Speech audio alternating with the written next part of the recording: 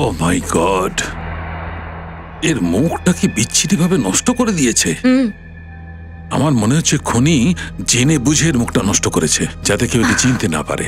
হ্যাঁ, আর স্যার হাতটা তো পুরোটা ফুলে গেছে। এই দেখো, কোথাও কোথায় চামড়া সবুজ হয়ে গেছে, চামড়ার রং বদলে গেছে। তার মানে হচ্ছে এই লোকটির মৃত্যু ৬-৭ দিন আগে হয়েছে।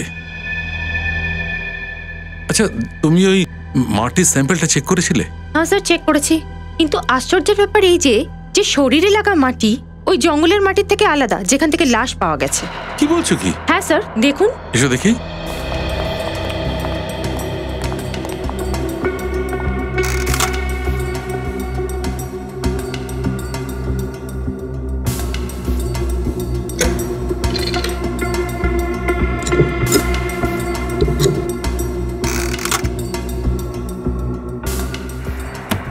ইয়েস, এটা কি করে সম্ভব? তার মানে এই লোকটিকে অন্য কোথাও পুঁতে দেওয়া হয়েছিল, আর পরে ওই লাশটাকে মাটি থেকে তুলে জঙ্গলের মধ্যে ফেলে দেওয়া হয়েছিল। হ্যাঁ স্যার, হতে তো পারে। স্যার, মাটির নিচে কম অক্সিজেন থাকার জন্য জীবাণু বাড়ার মাত্রা বেশ কমে যায়। হয়তো এই কারণে এর লাশটা এখনো পুরো পচেনি। ঠিক বলেছো সারিকা। দেখি এই লাশটা আর কি বলে। এক মিনিট, এই ক্ষতটা দেখো। আর এটা তো বুলেটের ক্ষত, তার মানে গুলি লেগেছে। হ্যাঁ, এক মিনিট।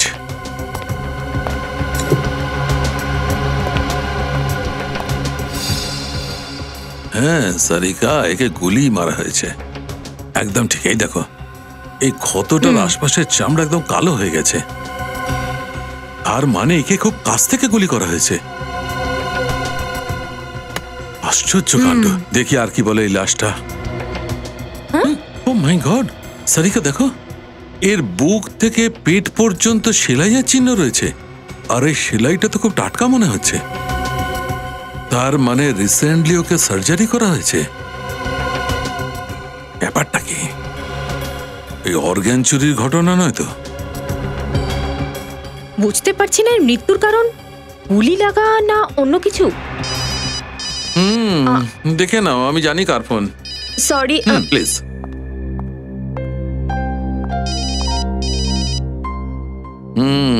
অভিজিতেরই তো? স্যার, আমার মায়ের। শিওর? Of course sure. হ্যালো, হ্যাঁ মা।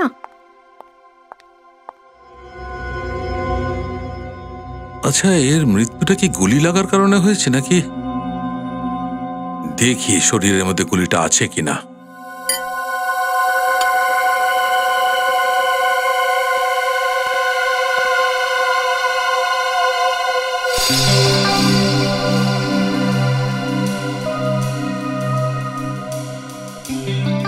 গুলিটা কোথায়?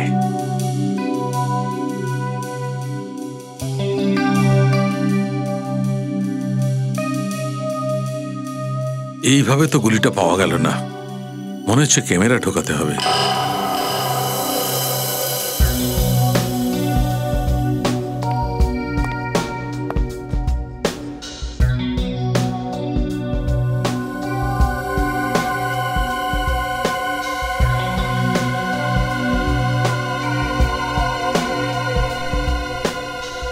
গুলিটা তো একদম দেখাই যাচ্ছে না। এক মিনিট, এটার এক্সিট রুমটা দেখতে হবে।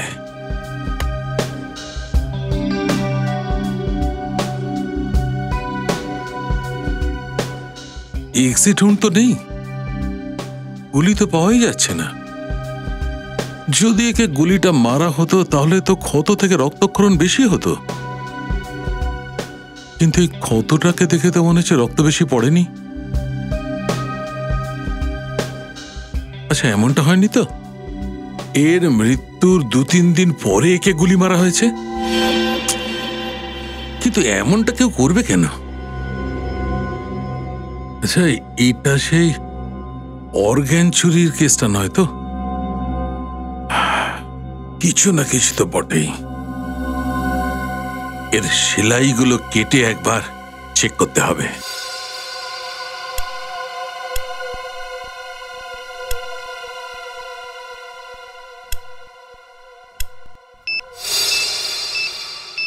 কি কিসের আওয়াজ? বডির মধ্যে বোম আছে।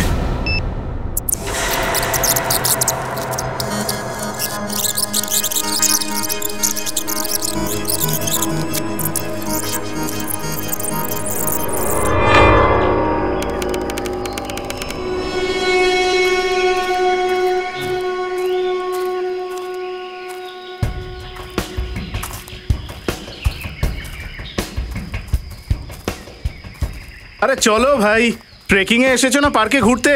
হরিণের মতো চলো, হাতির মতো নয়। কতক্ষণ ধরে ট্রেকিং করাচ্ছিস? এবার কি তুই আমাদের মেরে ফেলবি? আরে গত 3 ঘন্টা ধরে চলছি ভাই, কতক্ষণে আসবে তোর ওই জায়গাটা? ব্যাস আর একটুখানি, এখান থেকে আর 2 ঘন্টা। হোয়াট? আরো 2 ঘন্টা? নট ফেয়ার রাহুল, আমি খুব টায়ার্ড, আর আমি হাঁটতে পারবো না। আমিও। আমিও হাঁপিয়ে গেছি। আচ্ছা ঠিক আছে ভাই, ওই গাছটা দেখা যাচ্ছে, ওটাই আমাদের মার্ক হবে। ওইখানে আমরা একটু হল্ট করব। ইয়ার, এই রাহুলের তো দারুণ এনার্জি রে। বলে নাকি ও সব রাস্তাই চেনে।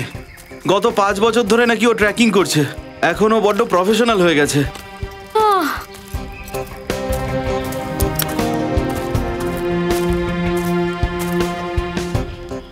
রে রাহুল গাছের উপর কি করছে বলতো? আরে মূর্খ, দ্বিতীয়বার আসলে যেন রাস্তাটা ভুল না হয়। আর রাহুল প্রত্যেকবার এক একটা চিহ্ন করে এখানে নিজের প্রত্যেকটা কাউন্টিং বাড়ায়। দারুণ ব্যাপার তো, নাইস।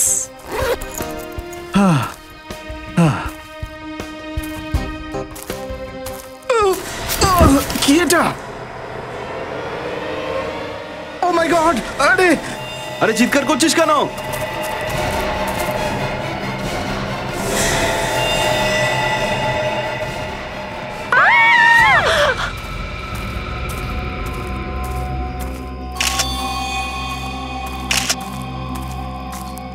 ও নো, লাশ শনাক্তকরণ হয়নি নিশ্চয়ই?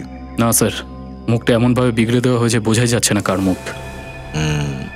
মুখটা বিভৎসভাবে বিকৃত করেছে, মনে হচ্ছে বেশ ভারী কোনো জিনিস দিয়ে মুখটার এই অবস্থা করেছে। হ্যাঁ স্যার। আচ্ছা, এর শার্ট বা প্যান্টের পকেট থেকে কিছু পেয়েছো? না স্যার, স্যার লাশটাকে দেখে মনে হচ্ছে এ সপ্তাহখানেক আগে মারা গেছে। একটা কাজ করো, আশেপাশে দেখো কোনো ভারী জিনিস পাও কিনা যেটা দিয়ে খুন করেছে বলে মনে হয়। স্যার। হ্যাঁ ফ্রেডি। স্যার, এ হলো রাহুল, সবার প্রথমে লাশ এই দেখতে পেয়েছিল। আচ্ছা রাহুল, তুমি লাশটা কিভাবে দেখলে? স্যার, আমরা এখানে ট্রেকিং করতে এসে ক্লান্ত হয়ে গেছিলাম, তারপর রেস্ট নেওয়ার জন্য এখানে দাঁড়িয়েছিলাম। তারপর হঠাৎ পা পিছলে আমি পড়ে গেলাম, আর উঠে দেখলাম যে পাতায় ঢাকা একটা লাশ পড়ে আছে। যদি এই লাশটা 7-10 দিনের পুরনো হয়, তাহলে এতদিনে কেউ দেখতে পায়নি কেন লাশটাকে? জানি না স্যার, মাঝে মধ্যেই এখানে অনেকে ট্রেকিং করতে আসে। স্যার, এই গাছটায় কেউ চিহ্নও করেছে স্যার, এই যে এইখানে। স্যার, আসলে এই সমস্ত চিহ্ন আমার বানানো। চিহ্ন এই জন্যই বানাই যাতে আমরা রাস্তা না ভুলে যাই আর এগিয়ে যেতে পারি। স্যার, আমার মনে হয় খুনি হয়তো এটা জানতোই না যে এখানে লোকে ট্রেকিং করতে আসে। জানলে এইভাবে লাশটাকে ফেলে রাখতোই না। স্যার, এরকমও তো হতে পারে যে মারা গেছে সে ট্রেকিং করতে এসেছিল আর কেউ ওকে মেরে দিয়েছে। হতেও পারে। একটা কাজ করো, গত 15 দিনে যতগুলো লোক নিখোঁজ হয়েছে তাদের লিস্ট আনো। লাশের মুখ তো কোনোভাবেই চেনা যাচ্ছে না, তো এই লাশের সঙ্গে যাদের শারীরিক মিল আছে তাদের নাম আর ঠিকানা সংগ্রহ করো।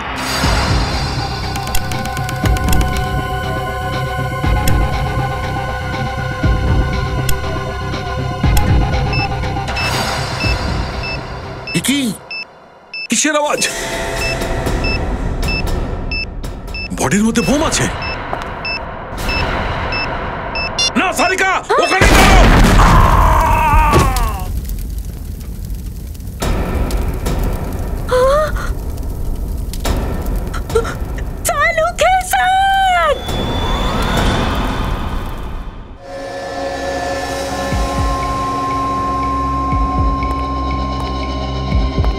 অনেক সময় নিচ্ছে।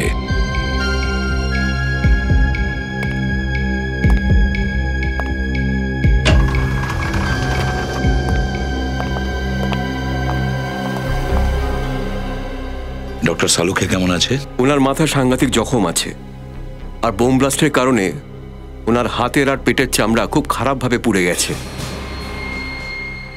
এসিপি সাহেব, আমি অনেক চেষ্টা করছি ওনাকে বাঁচাবার জন্য, কিন্তু এই মুহূর্তে কিছু বলতে পারছি না।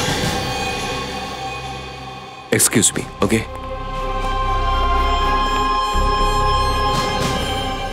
এসব আমার ভুলের জন্যই হয়েছে।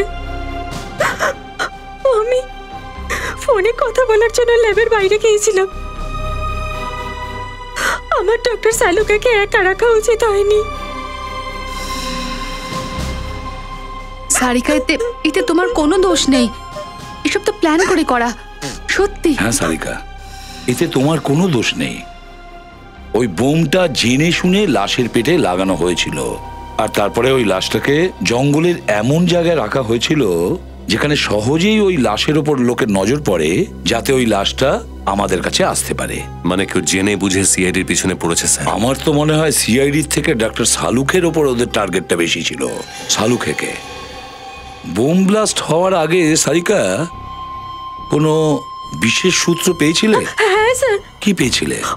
ওই লাশটার উপর পাওয়া মাটির স্যাম্পল ওই জঙ্গলের মাটির স্যাম্পলের থেকে আলাদা, যেখান থেকে লাশটা পাওয়া গিয়েছিল। মানে ওই লোকটাকে অন্য কোথাও মারা হয়েছে, আর ট্রেকিং স্পটে ওর লাশ পরে রাখা হয়েছে। আর কিছু পেলেন ডক্টর সারিকা?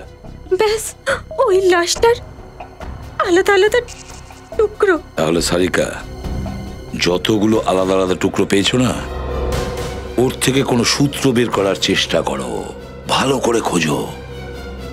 যে শালুকের জীবন নিয়ে খেলা করেছে সে আমার হাত থেকে বাঁচতে পারবে না। শ্রেয়া, শালুকে সাক্ষী দেওয়ার পরে কত লোকের শাস্তি হয়েছে তার লিস্ট পেয়েছো? স্যার, এরকম তো প্রচুর ঘটনা আছে, সেজন্য সেগুলোকে আমি শর্ট লিস্ট করছি। ইদানিং কালের কোনো কেস দেখো শ্রেয়া, পুরোনো কেস হলে এত টাইম লাগাতো না বদলা নেওয়ার জন্য। এখনকারই কোনো কেস হবে। স্যার। হ্যাঁ সারিকা। স্যার, একটা নতুন ব্যাপার জানা গেছে। সেটা কি? লাশের ডান পা থেকে একটা স্টিল প্লেট পাওয়া গেছে। Still plate? তার মানে হলো ওই লোকটার সার্জারি হয়েছে অ্যাক্সিডেন্ট বা অন্য কোনো কারণে? হ্যাঁ, হতে পারে। তাহলে নিখোঁজ লোকেদের লিস্ট চেক করো, কোন লোকটার ডান পায়ে সার্জারি হয়েছে। আর ওই লাশটার ভেতরে যে গুলিটা পাওয়া গেছে সে ব্যাপারে কি জানতে পেরেছো? স্যার, ব্লাস্টের ফলে ওটার পাওয়া যায়নি। বন্দুক যদি পাওয়াও যায় তাহলে আমরা জানতে পারবো না যে গুলি ওই বন্দুক থেকে চলেছে কি না। স্যার। হ্যাঁ স্যার, একটা লোকের ব্যাপারে জানতে পেরেছি। নাম কি? রাজেশ। সে নিরুদ্দেশ এবং মেডিকেল অ্যাসোসিয়েশন থেকে আমরা জানতে পেয়েছি যে তার ডান পায়ে অস্ত্রোপচার হয়েছিল। আচ্ছা, রাজেশ। রাজেশ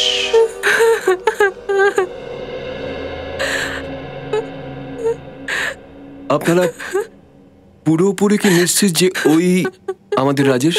হ্যাঁ, ওরই লাশ পেয়েছি আমরা। এটা কি করে হতে পারে স্যার? কে মারতে পারে আমাদের রাজেশকে? আমরা অনুসন্ধান করছি। আপনার কাউকে সন্দেহ হয়? না স্যার, আমার কাউকে সন্দেহ হয় না। রাজেশের কোনো শত্রু, কারোর সঙ্গে ঝগড়া ছিল হয়তো, কেউ প্রতিশোধ নিতে চাইছিল তার উপর। রাজেশ নিজের কাজ নিয়ে ব্যস্ত থাকতো, ঝগড়া থাকি তো দূরের কথা, ও কারোর সাথে কথাই বলতো না। খুব কর্মঠ ছিল আমার ছেলে, নিজের বাবার প্রতিষ্ঠিত বিজনেসের সঙ্গে ছুটতে পারত, কিন্তু না,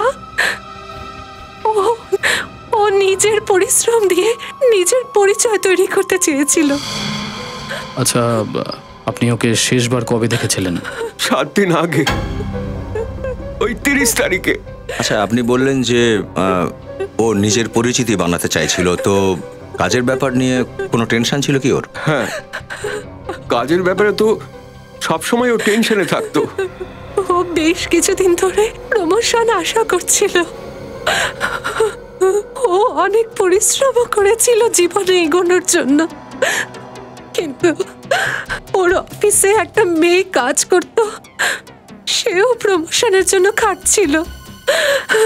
রাজেশ এই নিয়ে খুব চিন্তা করত, যদি ওই মেয়েটা প্রমোশন পেয়ে যায় তাহলে ওর সুযোগ পরের বছর আসবে। আচ্ছা, ওই মেয়েটার নাম কি আপনি জানেন? সুস্মিতা নাম ছিল ওই মেয়েটার। আপনি কি এটা বলতে চাইছেন যে প্রমোশনের লোভের জন্য আমি রাজেশের মার্ডার করেছি? খুব বুদ্ধিমান দেখছি আপনি। আপনি ভুল ভাবছেন স্যার, এটা সত্যি নয় স্যার। তো সত্যিটা কি আপনি আমাদের বুঝিয়ে দিন।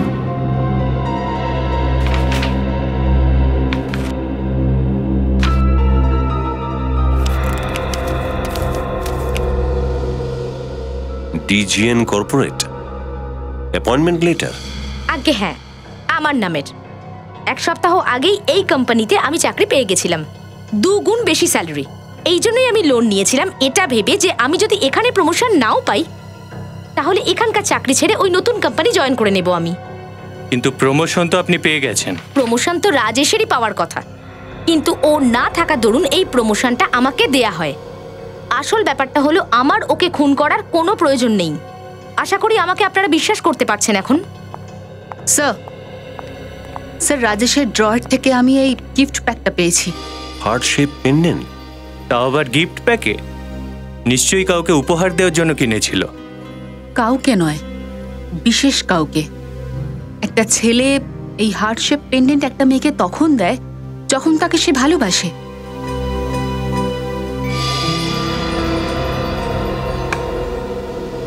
সুস্মিতা দেবী, আপনার কোনো আইডিয়া আছে যে রাজেশ কাউকে ভালোবাসতো কিনা? আগে আমি বলতে পারবো না, অমিত ওর কাছের বন্ধু ছিল, হয়তো অমিত বলতে পারবে। Amit? Yes sir. Mister Amit, আপনি এটা বলতে পারেন যে রাজেশের কোনো গার্লফ্রেন্ড ছিল? স্যার নিশ্চিত করে তো কিছু বলতে পারবো না, কিন্তু আমার মনে হয় যে বসের সেক্রেটারি সুজানের সাথে ওর অ্যাফেয়ার ছিল। সুজান? সুজান, আমরা বুঝতে পারছি তোমার কি অবস্থা, তুমি প্লিজ নিজেকে সামলাও। বলুন, কি জানতে চাইছিলেন আপনি? যে রাতে রাজেশ নিখোঁজ হয় ওই দিন ওর সাথে কথা হয়েছিল?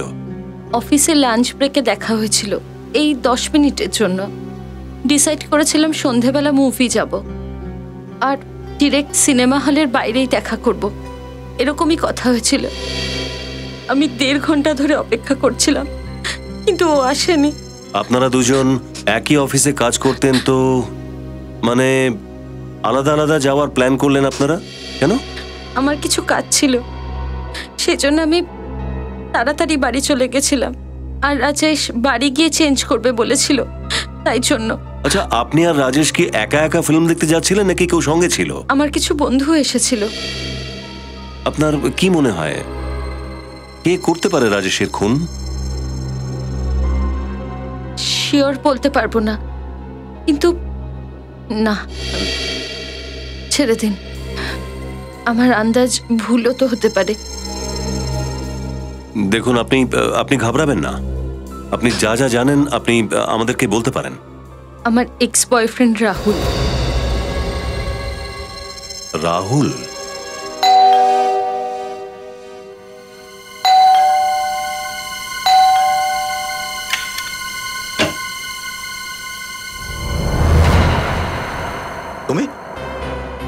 তুমি প্রথম দেখেছিলে না রাজেশের লাশটা? হ্যাঁ, কিন্তু ব্যাপারটা কি, আপনারা এখানে কেন? তোমার বাড়ির তল্লাশি নেব আমরা। নিখিল স্যার। কিন্তু আমি তো সিআইডিকে ফোন করেছিলাম, আর আপনারা আমাকেই সন্দেহ করছেন। এটা ঠিক নয়। আমাদের শেখানোর কোনো দরকার নেই কোনটা ঠিক আর কোনটা ঠিক নয়। এটা তোমারই ষড়যন্ত্র ছিল না? তুমি চেয়েছিলে যে রাজেশের লাশটা সিআইডির হাতে পড়ুক। কে রাজেশ?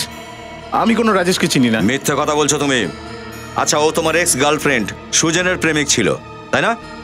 ও আগে আমার প্রেমিকা ছিল, আর এখন ওর সাথে এখন কে আছে আমি জানি না। আচ্ছা, তুমি কিছু জানো না, কিন্তু আমরা তোমার কল লিস্ট থেকে জানতে পেরেছি যে তুমি রাজেশকে ফোন করতে। তুমি যদি ওকে চিনেই না থাকো তাহলে ফোন করতে কি জন্যে? হ্যাঁ বলো। হ্যাঁ, আমি রাজেশকে চিনি, কিন্তু স্যার ও। কিন্তু কি তুমি এখনো মিথ্যে বলছো কেন? কারণ আপনি যখন বললেন যে লাশটা রাজেশের, তো আমি ভয় পেয়ে গেলাম। আমার মনে হলো যে আপনি আমাকেই সন্দেহ করবেন। বিশ্বাস করুন, আমি রাজেশকে খুন করিনি। একটা পার্টিতে তুমি জেনে বুঝে তোমার ড্রিঙ্ক রাজেশের গায়ে ফেলে দিয়েছিলে, আর ওই পার্টিতে সব লোকের মাঝখানে তুমি রাজেশের সঙ্গে ঝগড়া করেছিলে। তুমি ওকে হুমকিও দিয়েছিলে প্রাণে মেরে ফেলার। এটা তো 6 মাস আগের কথা, আর আমার কিছু আসে যায় না যে সুজেন কাকে ভালোবাসে। ও এখন আমার অতীত, আর রাজেশের লাশটা খুঁজে পাওয়া শুধু একটা কাকতালীয় ব্যাপার। ও, তো রাজেশের লাশটা তুমি দেখতে পেয়েছিলে, এটা কাকতালীয়? আর ওর লাশ সিআইডির হাতে তুলে দেওয়াটাও কাকতালীয়। তারপরে ওই লাশের মধ্যে যে বোমাটা পাওয়া গেল সেটাও কাকতালীয় ছিল নাকি? কেন করেছো তুমি এসব? তোমার কারণে আজ ডক্টর সালুখে প্রায় মরতে বসেছে, বুঝেছো? বোম? কিরকম বোম? আমি কিছু বুঝতে পারছি না। প্রথমে তো আপনি আমাকে রাজেশের খুনি বলছেন, আর তারপরেই ডক্টর সালুখের। স্যার, আমি একজন প্রেমিক, কোনো সিরিয়াল কিলার নই। আচ্ছা স্যার, স্যার এই যে রাহুল বাবুর বেডরুম থেকে এই গানটা পাওয়া গেছে। তো রাহুল, এই গানটা তোমার কাছে কি করে? স্যার, ওই সুরক্ষার জন্য, কিন্তু আমি কখনো চালাইনি। তো তোমার বিপদ কার দিক থেকে? আর এই গানের লাইসেন্স আছে তো তোমার? না স্যার, মানে স্যার আমি চেক করেছি, এর মধ্যে থেকে একটা গুলি বেরিয়েছে। স্যার, আমার কাছে বন্দুক আছে, তার মানে এটা নয় যে আমি রাজেশকে খুন করেছি। একটু ভাবুন, রাজেশকে খুন করে ও লাশের মধ্যে আমি বোম রাখতে যাব কেন? তুমি জানতে যে রাজেশের লাশ ফরেন্সিক ল্যাবে পাঠানো হবে ডক্টর সালুখের কাছে পরীক্ষার জন্য, আর তুমি ডক্টর সালুখেকে মারতে চেয়েছিলে। আমার ওনার সঙ্গে কখনো দেখাই হয়নি, তো আমি কেন মারতে যাব? সেটা তো আমরা জানতেই পারবো, বুঝেছো? স্যার, হ্যাঁ, কি জানতে পেরেছো? আমরা এই রাহুলের ব্যাপারে খোঁজ খবর নিয়েছিলাম। ও খুব সাদাসিধে একটা ছেলে, কোনো ক্রিমিনাল রেকর্ডই নেই ওর। হ্যাঁ স্যার, এই জন্য মনে হয় ডক্টর শাহরুখের ওপর হামলা করার কোনো কারণই নেই এর কাছে। না না না, কোনো কারণ তো নিশ্চয়ই আছে অভিজিৎ, কোনো কারণ আছে। স্যার, সুজান বলছিল যে রাজেশ বাড়ি যাচ্ছিল রেডি হওয়ার জন্য, কিন্তু ওর মা বাবা বলল যে ও বাড়িতে পৌঁছয়নি।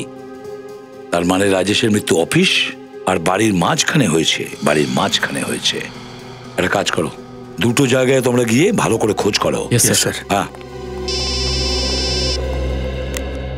হসপিটাল থেকে ফোন এসেছে। হ্যাঁ ডাক্তার, বলুন, সালুকে ভালো আছে তো? আসি। কি হয়েছে স্যার? শয়তানটা বেঁচে আছে।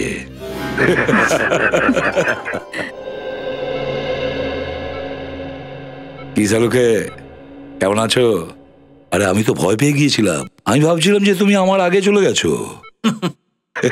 এত সহজে তোমার পেছনে আমি ছাড়ছি না প্রদ্যুমান। আচ্ছা, এটা কথা বলো, কেমন চলছে তোমাদের তদন্ত? দেখো অভিজিৎ, দেখো, এ কোনোদিন শুধরাবে না। আরে একটু তো রেস্ট নাও, না হলে রিটায়ার করে যাও। দেখো প্রদ্যুমান, আমি তোমাকে দাদা বলে মনে করি, এখন তুমি বলো অভিজিৎ, রিটায়ার কার হওয়া উচিত? আরে বলো না, কেমন চলছে? বলছি, দেখো, আমি সন্দেহ করছি রাহুলকে, কিন্তু রাহুলের কোনো ক্রিমিনাল রেকর্ড পাচ্ছি না। কিন্তু আমি তো কোনো রাহুলকে চিনি না। সেটাই তো, যখন আমরা কোনোদিনই রাহুলকে গ্রেপ্তার করিনি, ও আপনার উপর হামলা কেন করবে? সেটাই তো, রাহুলের বাড়ি থেকে আমরা একটা বন্দুক পেয়েছি, আর রাজেশের মৃত্যু হয় গুলি চলার কারণে। না প্রদ্যুমান, তুমি এই বন্দুকটার ব্যাপারে ভুলে যাও। তার মানে? মানেটাই, ওই গুলিটা আমাদের বিভ্রান্ত করানোর জন্য চালানো হয়েছিল। খুনি ওকে প্রথমে মারে, তারপরে ওর ওপরে গুলি চালায়। হ্যাঁ বাস, ওর মৃত্যুর কম করে 3 দিন পর ওকে গুলি করা হয়েছিল। কি? মরবার 3 দিন পরে? হ্যাঁ অভিজিৎ। এমনটা কেউ কেন করবে স্যার? তাহলে অভিজিৎ, যদি ও মারা যাওয়ার 3 দিন পরে গুলি চালানো হয়ে থাকে, তাহলে এই রাজেশের মৃত্যু হলো কিভাবে?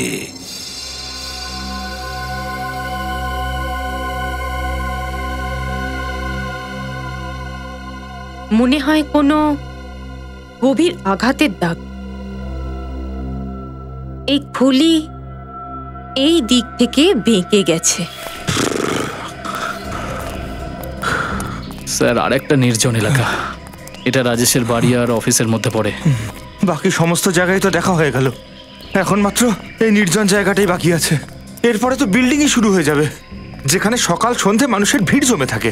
স্যার, এত ভিড়ের মধ্যে খুনি যদি হামলা করতো, তাহলে কেউ না কেউ তো দেখতে পেত। নিখিল, আমার মনে হয় আমাদের এই জায়গাটাই ভালো করে দেখা উচিত।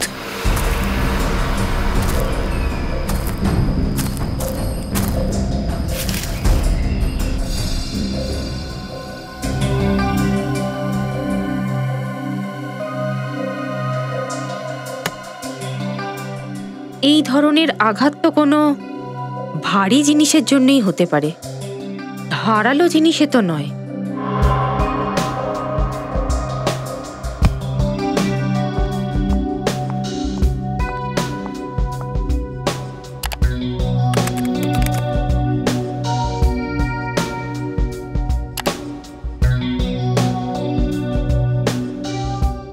ইয়েস।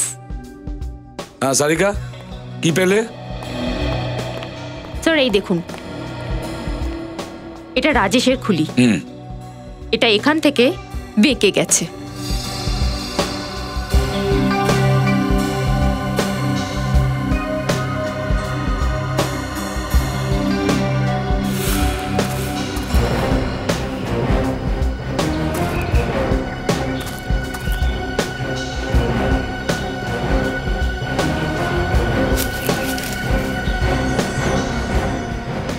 কি দিয়ে মেরেছে মনে হয়?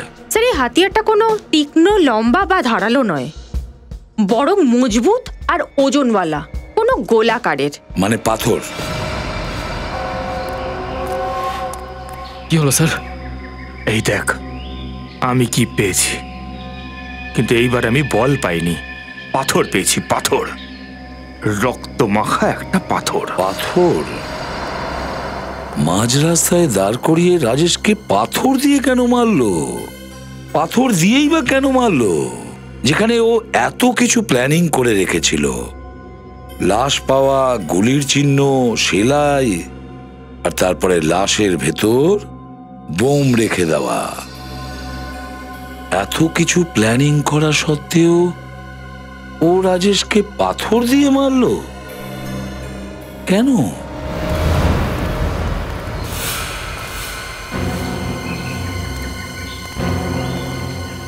এই জায়গাটা দেখ নিখিল, এখানকার মাটিটা কেমন একটা ঝুরঝুরে, মনে হচ্ছে যেন ইদানিং খোঁড়া হয়েছিল।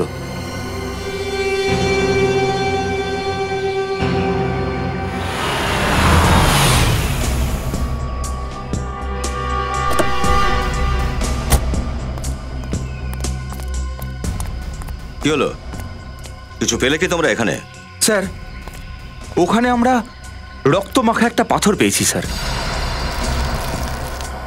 রাজেশের সিটি স্ক্যানের হিসাব অনুযায়ী ওই পাথরটা এইরকমই বড় আর এমন আকৃতির হওয়া উচিত যা দিয়ে ওকে মারা হয়েছিল। আর এইখানটা দেখুন স্যার, মনে হচ্ছে যেন মাটিটা খোঁড়া হয়েছিল এখানে। হ্যাঁ, দেখে তো তেমনই মনে হচ্ছে আমার। যদি রাজেশের লাশটা প্রথমে এখানেই পুঁতে রাখা হয়ে থাকে তাহলে কোনো না কোনো সূত্র তো পাওয়া যাবেই।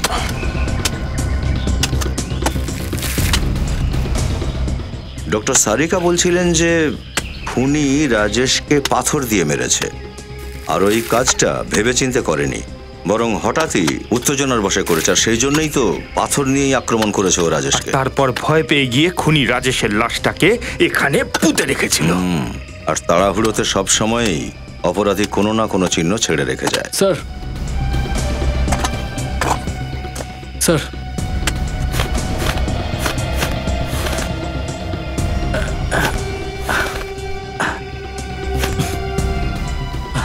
রক্ত লেগে থাকা এত বড় পাথর পুঁতে রেখেছে এখানে, এইবারে মাথায় ঢুকেছে। খুনি প্রথমে রাজেশের মাথায় এই পাথরটা দিয়ে মেরেছিল আর তাতেই তার মৃত্যু হয়েছিল, আর তারপরে ওর লাশটা এখানে পুঁতে দিয়েছিল, আর এই বড় পাথরটা দিয়ে ওর মুখটাকে একেবারে বিকৃত করে দিয়েছিল যাতে কেউ না চিনতে পারে। কিন্তু যখন এই হাতিয়ারটা পাওয়া গেছে তখন হত্যাকারীকেও পাওয়া যাবে।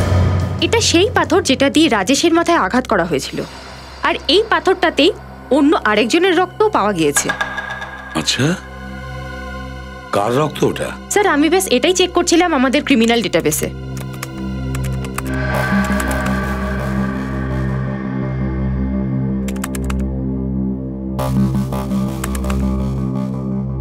স্যার এই দেখুন। স্যার এটা তো অজয়, 6 দিন আগে খুনের কেসের জন্য একে আমি গ্রেপ্তার করেছিলাম, আর ও এখনো জেলে আছে। আমি কোনো রাজেশকে চিনি না, আর তাছাড়া 6 দিন ধরে তো আমি জেলে আছি। আপনারা আমার বিরুদ্ধে কিছুই প্রমাণ করতে পারবেন না এসপি সাহেব। প্রমাণ পেয়ে গেছি আমরা। ওই পাথরের ওপর তোমার রক্তের ফোঁটা পেয়েছি, যেটা দিয়ে তুমি রাজেশের খুন করেছো, বুঝেছো? আচ্ছা, কিন্তু যেদিন বোম ব্লাস্ট হয়েছে সেদিন তো আমি জেলে ছিলাম। আপনারা কিছুই প্রমাণ করতে পারবেন না, কিছুই না। চুপচাপ তোর ওই সাথীর নামটা বলে দে যে জমি থেকে লাশ বের করে বোমটা ফিট করেছিল।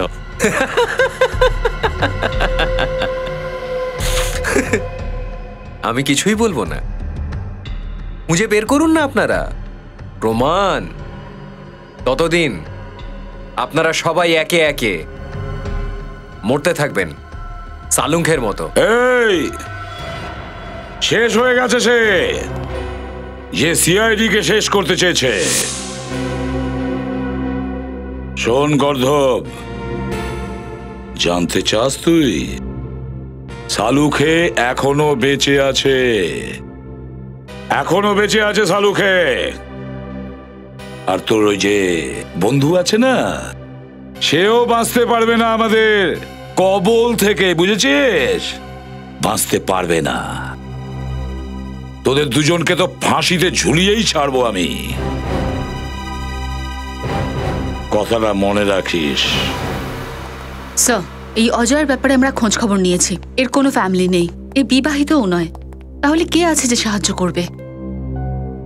একটা কথা বলো, অজয়ের সাথে জেলে কোনো কয়েদি ছিল বা এই আশেপাশে কোনো কয়েদির সাথে ও কথা বলতো যে ছাড়া পেয়েছে? সঞ্জয় নামের এক কয়েদি ছিল, ওই সেলেই ছিল, 4 দিন আগে ছাড়া পেয়েছে। সঞ্জয়? এই লোকটাই হবে অভিজিৎ, অজয়ের বন্ধু। তুলে আনো। ওর ব্যাপারে আমি কিচ্ছু জানি না। হ্যাঁ, জেলে আমরা একসাথেই ছিলাম, কিন্তু মাত্র কয়েকদিনের জন্য। অজয় তোমাকে কোনো খুনের ব্যাপারে কোনো কিছু বলেছে? না স্যার, একদম নয়। ও তো আমার সঙ্গে কথাই খুব কম বলতো। মিথ্যে! জেলার বাবু বলেছেন যে তোমাদের মধ্যে ভালো বন্ধুত্ব ছিল। না স্যার। 4 দিন আগে তুমি জেল থেকে ছাড়া পেয়েছো, আর 3 দিন আগে রাজেশের বডিতে বোম ফিট করা হয়েছিল। আমরা মনে করছি তুমি ফিট করেছো। স্যার, আমি কিচ্ছু জানি না। জেল থেকে ছাড়া পাওয়ার পর আমি সোজা সংশোধন কেন্দ্রে চলে গেছিলাম। আপনি চাইলে ওখানে জিজ্ঞেস করতে পারেন, রাতে ওখানেই ছিলাম। অজয় কি জেল থেকে ছাড়া পাওয়ার পর তোমায় কোনো কাজ দিয়েছিল? হ্যাঁ, একটা ছোটখাটো কাজ দিয়েছিল। কিরকম কাজ? স্যার, একটা খাম পোস্ট করতে বলেছিল। ভাবলাম চিঠি আছে, তাই হ্যাঁ বলেছিলাম, কিন্তু তাতে কি লেখা ছিল আমি কিচ্ছু জানি না স্যার। আচ্ছা, তাহলে চিঠিতে কোন ঠিকানা লেখা ছিল সেটা তো তোমার মনে আছে?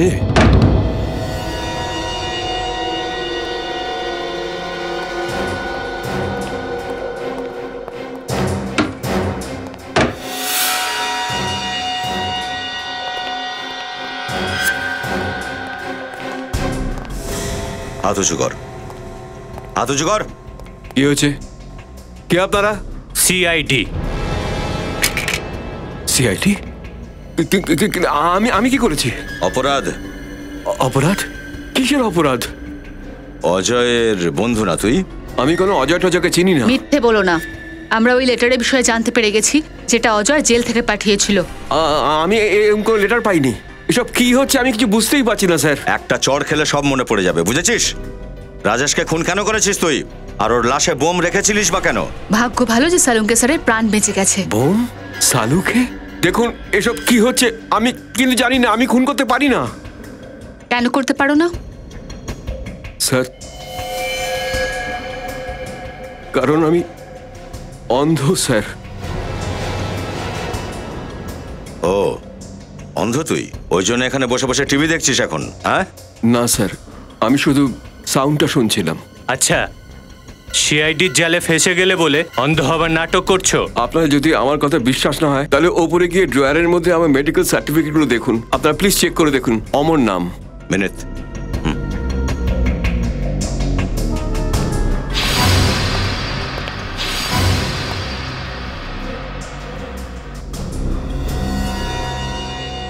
কি করে হলো এসব? ওই কয়েক বছর আগে আমার একটা অ্যাক্সিডেন্ট হয়েছিল স্যার, যাতে আমার দুটো চোখ নষ্ট হয়ে যায়। স্যার, যদি ইনি পড়তে না পারেন তাহলে অজয় নাকি লেটার কেন পাঠিয়েছে? লেটার? কিন্তু আমি তো কোনো লেটার পাইনি স্যার। আচ্ছা, একবার ঘরটা তল্লাশি নাও তো। স্যার, হ্যাঁ, মেডিকেল সার্টিফিকেটস।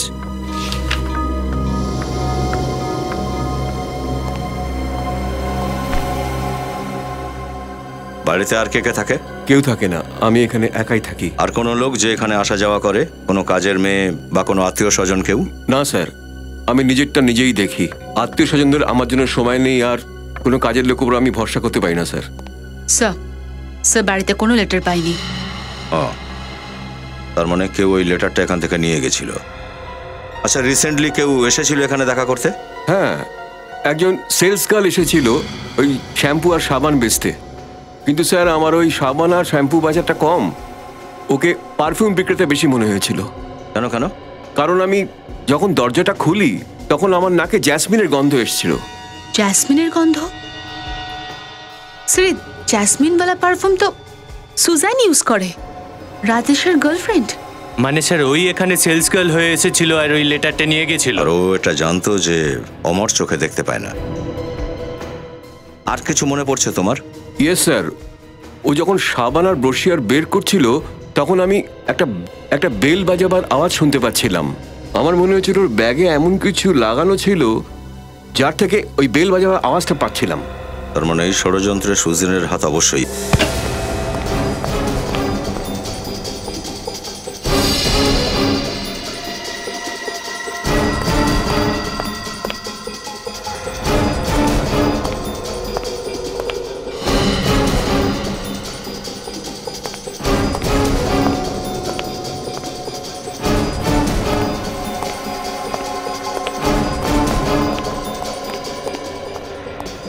স্যার উপরে কেউ নেই, বোধহয় পালিয়ে গেছে। রবি, অমরকে ভেতরে নিয়ে এসো।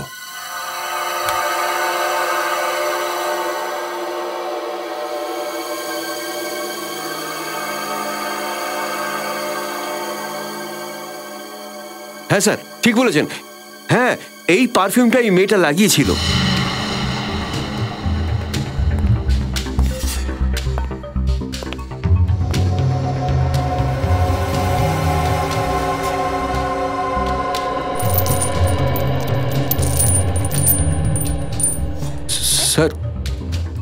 স্যার ওই দিন যে মেয়েটা এসেছিল ওর পার্স থেকেও এরকম আওয়াজ বেরোচ্ছিল স্যার। তার মানেটা হলো ও সুজান যে এসব করছে। স্যার উপরের ঘর থেকে সালুকে স্যারের বাড়ির এই অ্যাড্রেসটা পেলাম। কি? মাই গড, তার মানে হচ্ছে ডক্টর সালুকের পিছনে পড়েছে এখন। আরে আপনি? রীতা নার্স কোথায়? ওর আজকে কিছু কাজ আছে তাই আমি এসেছি। সালুঙ্কে সাহেব নিজের ঘরে আছেন, আমি আধ ঘন্টার মধ্যেই আসছি।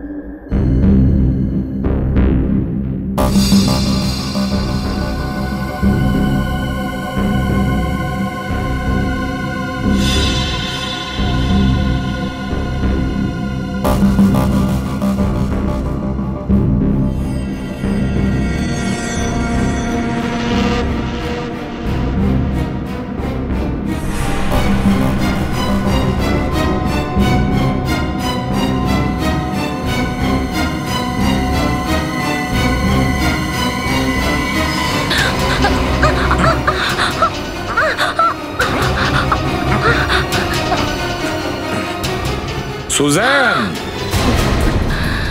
অজয়ের প্রেমিকা।